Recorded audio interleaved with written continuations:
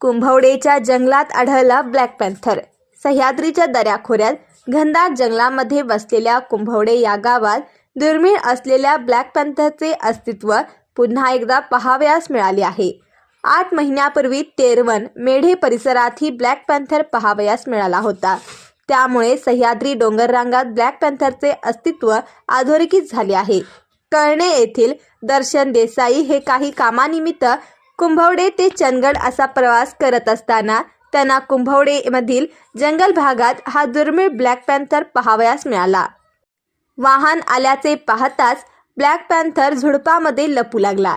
यावेळी दर्शन देसाई यांनी त्या ब्लॅक पॅन्थरची छबी आपल्या मोबाईलमध्ये कैद केली। मार्च महिन्यात ही तेरवन मेढे येथील जंगलात वाईल्ड वन या नावाने प्राणी व पक्षी अभ्यासकांसाठी उभारलेल्या